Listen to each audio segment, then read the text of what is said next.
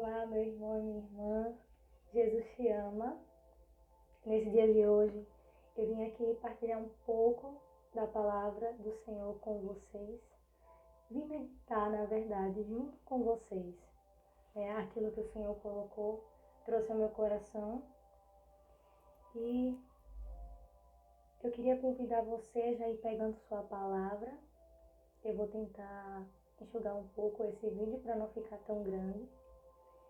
Então vamos pegar a nossa palavra. Nós meditaremos juntos o Evangelho de São Lucas. O versículo 19, a partir do versículo 19, que está no capítulo 16, que fala justamente sobre a parábola do rico e Lázaro. Já já nós vamos entender o porquê dessa parábola. Que antes da gente começar a ler a palavra do Senhor, que nós possamos silenciar um pouco o nosso coração, possamos silenciar um pouco a nossa mente, fechar um pouco dos nossos olhos, respirar fundo, silenciar totalmente, voltar todos os nossos sentidos para Deus nesse momento. Que nós possamos invocar a presença do nosso Deus, que é Pai, Filho e Espírito Santo.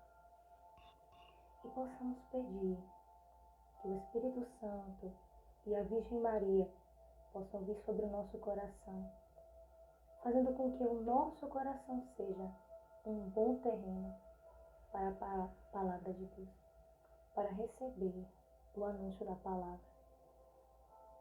Então que nós possamos pedir e suplicar ao Espírito Santo que Ele venha sobre o nosso coração, venha sobre o nosso interior, acalmando, silenciando, nos ajudando a nos concentrar, porque nós somos de fato muito distraídos. Então que o Senhor nos ajude nesse momento, que Nossa Senhora venha em nosso auxílio. Vinde, Espírito Santo, enchei os corações dos vossos fiéis e acendei neles o fogo do vosso amor. Enviai, Senhor, o vosso Espírito, e tudo será criado, e renovareis a face da terra. Oremos. Ó Deus, que instruísse os corações dos vossos fiéis, com a luz do Espírito Santo, fazer que apreciemos retamente todas as coisas segundo o mesmo Espírito, e gozemos sempre de sua consolação por Cristo, Senhor nosso. Amém. Que nós possamos já consagrar toda essa partilha à Nossa Senhora, toda a meditação dessa palavra, a nossa mente, o nosso inconsciente, nosso subconsciente, o nosso consciente, o nosso coração. Que nós possamos entregar tudo nas mãos da Virgem Maria e pedir que ela passe à frente. Rezando esse Ave Maria. Ave Maria, cheia de graça, o Senhor é convosco. Bendita sois vós entre as mulheres, e bendito é o fruto do vosso ventre, Jesus. Santa Maria, Mãe de Deus, rogai por nós, pecadores, agora e na hora de nossa morte. Amém. Então vamos ler, vou repetir. Nós iremos meditar no Evangelho de Jesus segundo São Lucas, que está no capítulo 16, versículo 19. A partir do versículo 19. Então vou ler agora. Proclamação do Evangelho de Jesus Cristo segundo São Lucas. Glória a vós, Senhor. Havia um homem rico que se vestia de púrpura e linho finíssimo, e que todos os dias se banqueteava e se regalava. Havia também um mendigo, por nome Lázaro, todo coberto de chagas, que estava deitado à porta do rico. Ele avidamente desejava matar a fome com as migalhas que caíam da mesa do rico. Até os cães iam lamber-lhe as chagas. Ora, aconteceu morrer o mendigo e ser levado pelos anjos ao seio de Abraão. Morreu também o rico e foi sepultado. E estando ele nos tormentos do inferno, levantou os olhos e viu ao longe Abraão e Lázaro no seu seio. Gritou então: Pai Abraão, compadece-te de mim e manda Lázaro que molhe em água a ponta do seu dedo, a fim de que me refresque a língua, pois sou cruelmente atormentado nessas chamas. Abraão, porém, replicou: Filho, lembra-te de que recebeste teus bens em vida, mas Lázaro males. Por isso, ele agora aqui é consolado, mas tu estás em tormento. Além de tudo, há entre nós e vós um abismo grande, de maneira que os que querem passar daqui para vós não podem, nem os de lá passar para cá. O rico disse: Rogo-te então, pai, que mandes Lázaro à casa do meu pai, pois tenho 5 irmãos, para eles testemunhar, que não aconteça virem também parar neste lugar de tormento. Abraão respondeu: Eles lá têm Moisés e os profetas, ouçam-nos.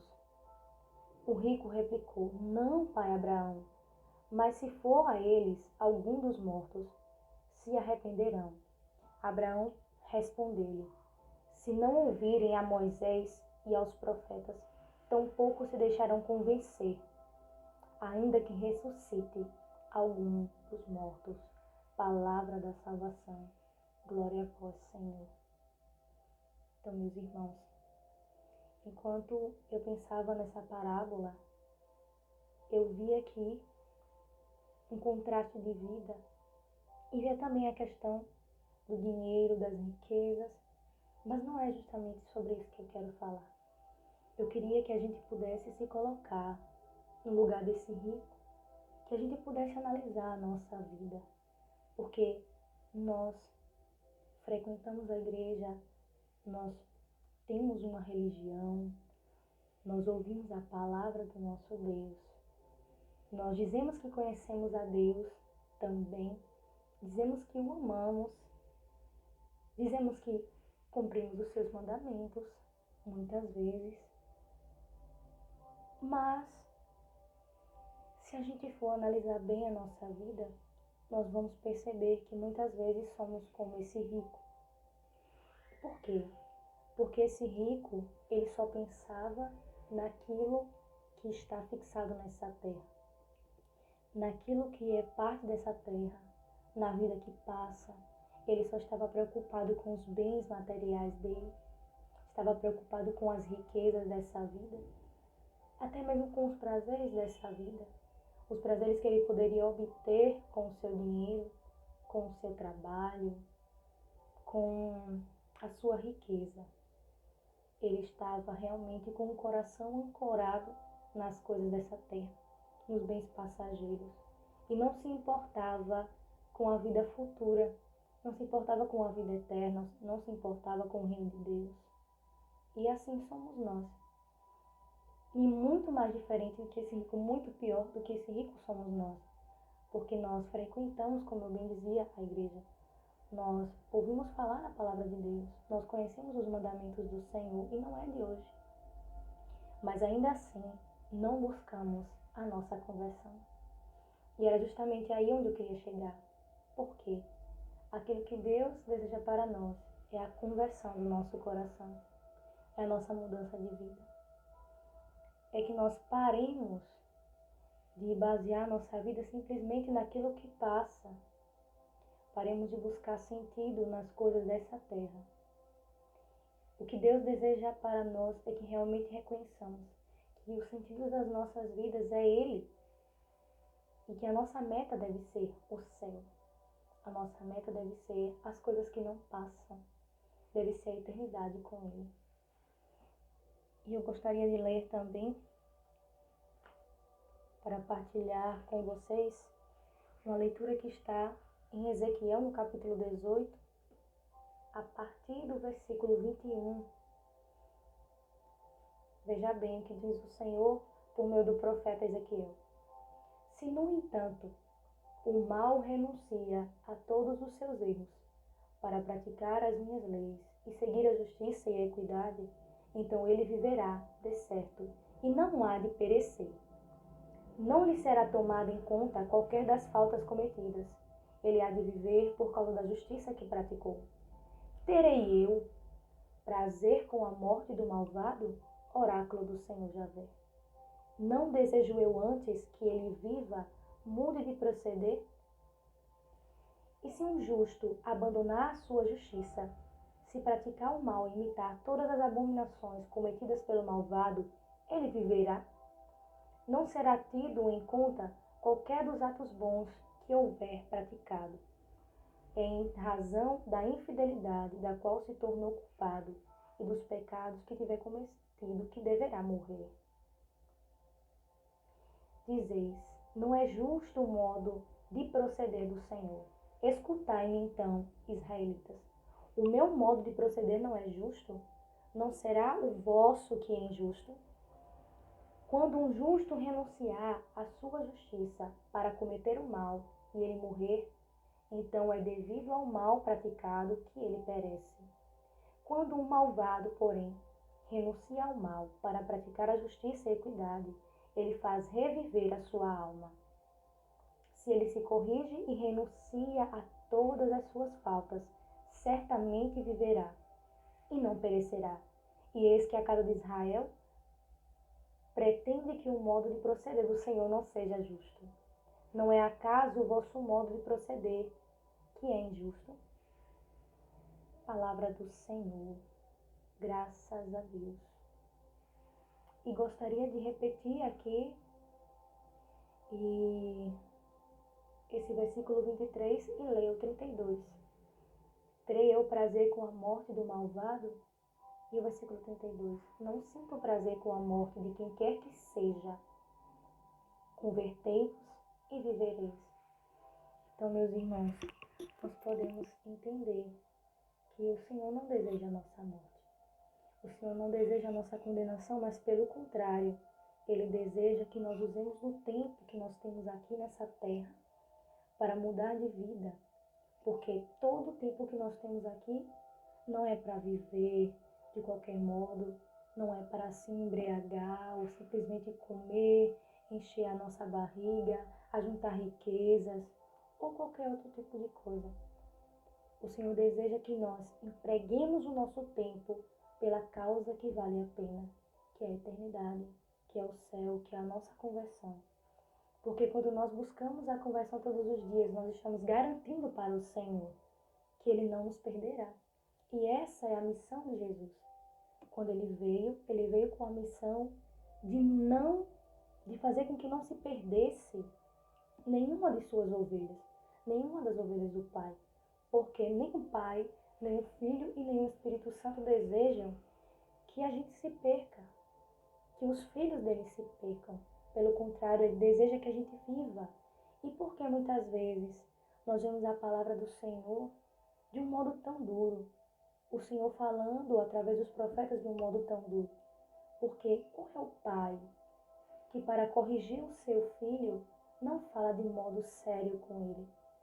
Não tem que até mesmo tratá-lo com uma certa severidade para poder repreendê-lo e ele entender que o modo de proceder dele está errado e que ele mesmo se prejudicará com isso. Então, o Senhor, quando Ele fala conosco de um modo sério, de um modo um pouco mais severo, é porque Ele deseja nos salvar. Ele deseja que a gente use da nossa liberdade para escolher o céu, para escolher a nossa conversão. E como nós podemos ver que nós estamos realmente vivendo a nossa conversão diária? Porque ainda existe esse ponto. A nossa conversão, ela não pode ser um dia, eu me converti tal dia. Não. Você começou o seu processo de conversão em algum dia, mas esse processo é contínuo. Ele só acaba quando nós morremos. Só acaba quando nós alcançamos a santidade. Então, nós não podemos parar de buscar essa conversão. Nós não podemos buscar parar de querer aquilo que não é da vontade de Deus, aquilo que desagrada a Deus. Nós precisamos lutar todos os dias contra o pecado. E essa é a primeira parte da conversão. Digamos que é o primeiro degrau, o início daquele que busca a conversão, daquele que busca viver uma vida com Deus. Como é que nós podemos iniciar uma vida com Deus sem deixar para trás aquilo que nos afasta dele. Então nós precisamos analisar como é que anda a nossa vida. Nós precisamos ver se nós estamos realmente com o coração unido ao coração de Deus ou se o nosso coração está afastado do coração dele por causa do pecado. Porque não adianta participarmos de lives, como já bem dizemos muitas vezes na nossa live das 3 horas, não adianta participar das missas, não adianta rezar, se nós não buscamos essa conversão diária, se nós não buscamos realmente nos arrepender dos nossos pecados, como diz a palavra de Deus, e realmente renunciar os pecados, aquilo que nos afasta do Senhor. Aquilo que o Senhor deseja é uma verdadeira mudança de vida. E isso só é possível quando nós nos desapegamos do pecado. Quando nós deixamos para trás aquilo que nos impede de caminhar. Porque o pecado é como muitas pedras que nós carregamos. Nós não podemos caminhar com elas. Nós não podemos passar pela porta que é estreita. Porque o caminho do Senhor não é largo. O caminho para o céu é estreito. Então nós não podemos carregar esse tipo de bagagem. O Senhor não aceita. Não entra no céu esse tipo de coisa. Então nós precisamos pedir ao Espírito Santo todos os dias que nos ajude a fazer esse regime espiritual, a largar tudo aquilo que nos impede de caminhar junto com Ele, que nos impede de entrar no céu, que nos afasta do Senhor. Então precisamos ir deixando cada vez mais para trás aquilo que nos afasta de Deus, aquilo que impede a nossa união com Deus. A começar por mim. Eu preciso deixar todos os dias o pecado. É preciso que a gente viva todos os dias o PHM, que significa por hoje não mais pecar, por hoje não vou pecar. E isso repetir todos os dias. Todos os dias, quando acordarmos, nós devemos nos decidir por abraçar a graça de Deus, que Ele nos concede, que não nos abandona, e lutar contra o pecado, contra aquilo que nos separa, que nos afasta, que entra no meio da nossa relação com Deus, que nos leva a trair o Senhor, a trocar Ele por outras coisas, que é justamente o pecado. Então, que nós possamos começar a desejar viver uma vida de fato com Deus, começar a desejar a abrir mão daquilo que o desagrada, abrir mão de comportamentos, e até mesmo um modo de vestir, um modo de pensar, um modo de falar. O que nós temos falado que muitas vezes ofende ao Senhor? Então que nós possamos fazer uma revisão de vida hoje, que nós possamos meditar se o que temos feito está realmente em conformidade com a vida daquele que é filho de Deus, com a vida de quem se diz ser de Deus. Que nós possamos analisar, que nós possamos fazer um exame de consciência, agora que a igreja abriu novamente as suas portas para que a gente possa participar da missa presencialmente, nós voltamos a comungar. Mas será que nós estamos preparados para receber o corpo e o sangue de Cristo? Ou nós estamos recebendo Ele indignamente? Recebendo por receber, recebendo porque faz muito tempo que não recebemos.